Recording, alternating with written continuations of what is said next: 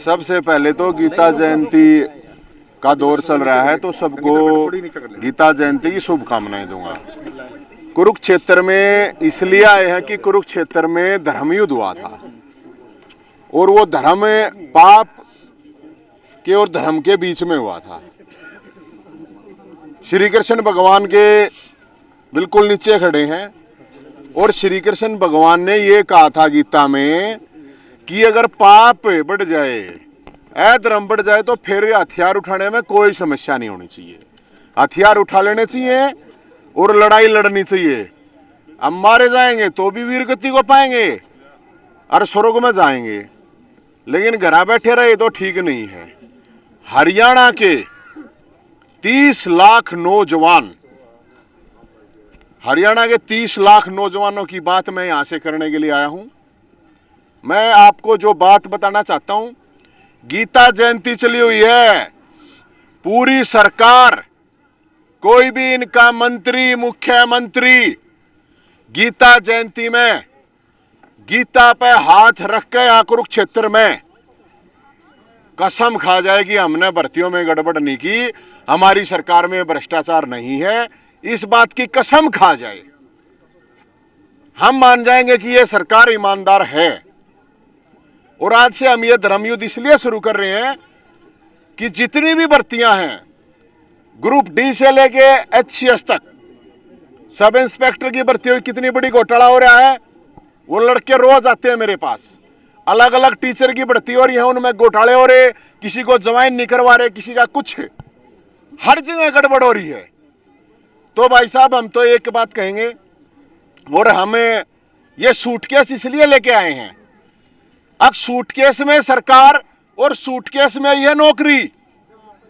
अगर किसी के पास पैसा है, अगर नहीं है तो अपनी जमीन बेचो, अपने किले बेचो, कर्जा लो, कुछ भी लो, चाहे यह सरकार तब नौकरी देगी, नहीं तो यह सरकार नौकरी नहीं देगी।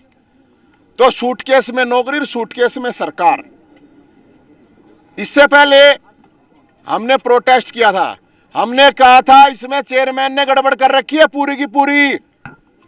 एक निचले अधिकारी की औकात नहीं है, हैसियत नहीं है, इतना बड़ा घोटाला कर देगा। 30 लाख नौजवान हरियाणा के जो फार्म भरते हैं, वो फार्म भरे हैं, बेचारे तैयारी कर रहे हैं।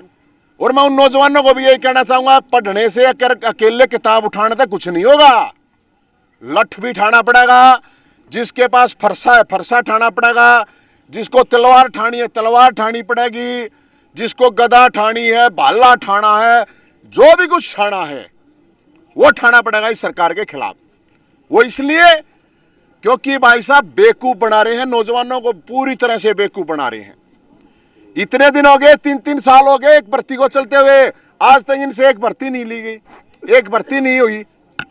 अब भर्ती हो, उसमें कुछ गड़बड़ हो जाए तो ये जो सरकार ढोंग पीट रही है। अगर भाई हम ईमानदार हैं, गीता जयंती चल रही है, यहाँ सारे नेता आएंगे, आप भी पूछ लेना।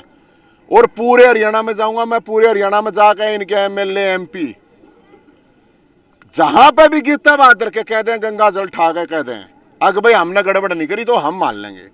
नहीं तो भाई साहब हमारे पास तो पैकेज है, गंगा जल लो, हाथ में गीता बहादुर हो और कह दो भाई हमने गड़बड़ नहीं करी, हम मान लेंगे। नहीं तो गाय का शुद्ध देसी गोबर और गाय का मूत्र, गोमूत्र और गोबर।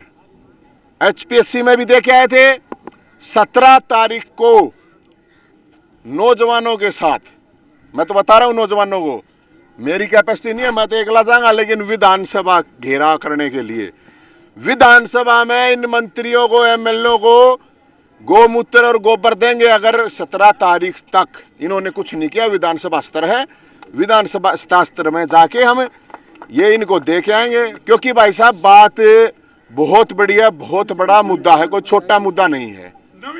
अरे सारे इतने बड़े मुद्दे में हम तो छोटे हैं, सारे आम आदमी हैं, हम तो अपनी हैसियत के हिसाब से लड़ रहे हैं। जो दूसरी पार्टियां वो भी इनके साथ सेटिंग कर रही है, कोई कुछ कर नहीं रही है भाई साहब।